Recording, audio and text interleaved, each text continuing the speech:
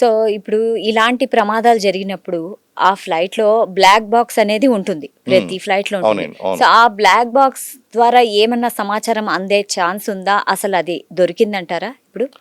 ఖచ్చితంగా అండి. ఎందుకంటే ఇలాంటి ప్రమాదాలు జరిగినప్పుడు మనకి ఫ్లైట్ డేటా రికార్డర్ లేదా బ్లాక్ బాక్స్ అంటాం. ఈ బ్లాక్ బాక్స్ ఏం చేస్తుందంటే ఫ్లైట్ ఇక్కడ నుంచి జర్నీ కమెన్స్ అయిన కాడి నుంచి అటు ల్యాండ్ అయ్యేంత వరకు జరిగినటువంటి ప్రతి టెక్నికల్ డీటెయిల్ని, అలాగే కాక్పిట్లో వాళ్ళు పైలట్స్ మాట్లాడినటువంటి వాయిస్ రికార్డ్స్ని అన్నిటినీ minute to minute, second to second అది రికార్డ్ చేస్తుంది.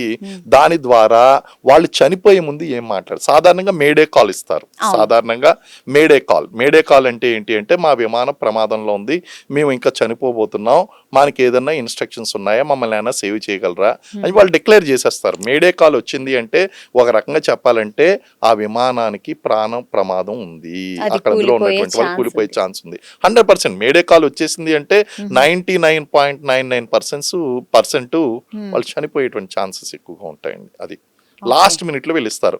ఇలాంటి వాయిస్ రికార్డర్లు, టెక్నికల్ రికార్డర్ అంటే ఫ్యూయల్ సిస్టమ్ ఎలా పనిచేస్తుంది, వింగ్స్ సిస్టమ్ ఎలా పనిచేస్తుంది, ల్యాండ్ గేర్ సిస్టమ్ ఎలా పనిచేస్తుంది, ఎక్కడన్నా ఏమన్నా టెక్నికల్ ప్రాబ్లం అరైజ్ అయిందా, ఈ టెక్నికల్ ప్రాబ్లం అనేటువంటి ముందు నుంచి ఉందా, లేకపోతే ఫ్లైట్ జర్నీ స్టార్ట్ అయిన తర్వాత ఈ ప్రాబ్లం అరైజ్ అయ్యిందా, ఇవన్నీ కూడా ఆ యొక్క బ్లాక్ బాక్స్ లో రికార్డ్ అవుతుంది. ఇప్పుడు director general of civil aviation, అలాగే ఎయిర్ క్రాఫ్ట్ ఇంటెలిజెన్స్ ఇన్వెస్టిగేషన్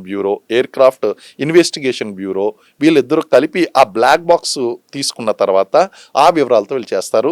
దీనికి సంబంధించినటువంటి బ్లాక్ బాక్స్ అనేటువంటిది ఇది నేల మీదే కూలింది కాబట్టి పెద్ద కష్టం ఏమీ కాదు. అది ఇమీడియట్ గా దాన్ని రికవర్ చేస్తారు.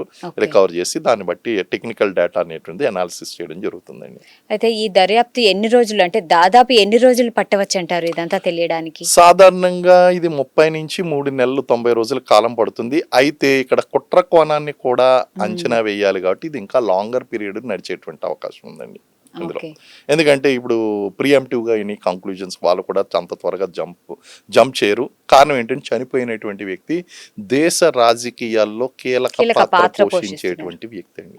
కాబట్టి కొంచెం ఆ యొక్క కుట్ర కోణాన్ని కూడా అంచనా వేస్తారు. ఇప్పుడు అయితే ప్రస్తుతం బట్టి ఇది టెక్నికల్, ఇప్పుడు పూర్తిగా మనం కుట్ర అని డిక్లేర్ చేయడానికి లేదు కదా, కంప్లీట్ గా కుట్ర అని చెప్పడానికి లేదు, అలాగే టెక్నికల్ ఇష్యూస్ అని చెప్పడానికి లేదు.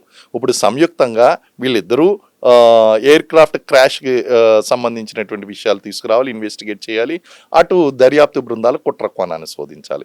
ఈ రెండు కలిపిన తర్వాత మనకు అసలు విషయం తెలుస్తుందండి. సరే, ఇప్పుడు మామూలుగా అయితే ఇలాంటి క్రాషెస్ జరుగుతుంటాయి కదా, ఫ్లైట్ క్రాష్లు, ఇలాంటి వాటిల్లో బతికే ఛాన్స్ ఉంటుందంటారా? హైలీ ఇంపాసిబుల్ అండి. ఓ రకంగా చెప్పాలంటే సింహం నోటిలో తలపెట్టి బయటికి రావడం, లేకపోతే యమ లోకానికి ఎంట్రన్స్కి వెళ్ళి వెనక్కి రావడం అనే చెప్పాలి. సాధారణంగా విమాన ప్రమాదాలు జరిగినప్పుడు బతకడం అనేటువంటిది హైలీ ఇంపాసిబుల్. దానికి కొన్ని రీజన్స్ ఉన్నాయండి. రీజన్స్ ఏంటి అంటే, ఫస్ట్ ఎయిర్ క్రాఫ్ట్ అనేటువంటిది చాలా తేలికపాటి లోహంతోనూ మెటీరియల్తోని తయారు చేసేటువంటి ఒక ఎయిర్ బబుల్ లాంటిదనే చెప్పాలి. ఎందుకంటే దానికి ప్రొటెక్షన్ అనేటువంటిది ఏమీ ఉండదు. మీరు నేల మీద పడిన తర్వాత అది పేలవలసిందే, ముక్కల కింద నేను ఈ వింగ్స్ లో ఉన్నటువంటి ఫ్యూయల్ అనేటువంటిది thousands of litres, lakhs of litres లో ఉంటుందండి. కారణం ఏంటి అంటే అది లాంగ్ జర్నీ చేయాలి. అందులో ఇందులో ఏంటి అంటే మనకి ప్రైవేట్ స్పైస్ జెట్ కాబట్టి చిన్నది ఉంటుంది. అదే గనక బోయింగ్ లాంటిది కనుక చూసుకున్నట్లయితే అక్కడ గ్యాలన్స్ ఆఫ్ ఫ్యూయల్ అనేటువంటిది అది క్యారీ చేయడం అనేది జరుగుతుందండి. అంత ఫ్యూయల్ హార్డ్ ల్యాండింగ్ జరిగినప్పుడు అది ఖచ్చితంగా నిప్పు అంటుకుంటుంది. 1 లీటర్ పెట్రోలే మనిషి మీద ఎంత డ్యామేజ్ చేస్తుందో తెలుసు. అలాంటిది ఇలాంటి గ్యాలన్స్ ఆఫ్ ఈ ఫ్యూయల్ ఏదైతే ఉందో, ఈ ఫ్యూయల్ అనేటువంటిది ఒక్కసారిగా మనిషిని మసిబుగ్గు చేసేస్తుంది. నెక్స్ట్ డైరెక్ట్ హిట్ అండి. అంత వేగంగా వచ్చి నేల కొట్టినప్పుడు ఖచ్చితంగా వ్యక్తి చనిపోవడం అనేది జరుగుతుంది. ఒకటి స్పీడు, రెండోది అక్కడ జరిగేటువంటి ఫైరు, మూడోది హీటు. ఈ స్పీడ్, ఫైర్ అండ్ హీట్, ఈ 3 ఎఫెక్ట్ల వలన వ్యక్తి బతకడం అనేటువంటిది దాదాపు అసాధ్యం అంటారా? హైలీ ఇంపాసిబుల్ అండి. ఒకవేళ ఇమ్మీడియట్ గా భద్రతా సిబ్బంది అంటే ఎవరన్నా వచ్చి, అంటే అంబులెన్స్ అదంతా వచ్చి ఏమన్నా కాపాడొచ్చా? సాధారణంగా అది ఎందుకు చేస్తామంటే దీని సేఫ్టీ మెజర్స్లో భాగంగా ఒకవేళ ఎవరైనా బాధితులు కొన ప్రాణాలతో ఉన్నారా లేదా డ్యామేజ్. ఇప్పుడు సాధారణంగా ఎయిర్ క్రాఫ్ట్లో కొన్ని ప్లేసెస్ ఉంటాయండి. ఆ ప్లేసెస్లో ఏం జరుగుతుందంటే maybe that positioning of that air craft కానీ వాళ్ళు కూర్చున్నటువంటి ప్రాంతాన్ని బట్టి కానీ ఒకరిద్దరు బతికేటువంటి ఛాన్సెస్ ఉన్నాయి.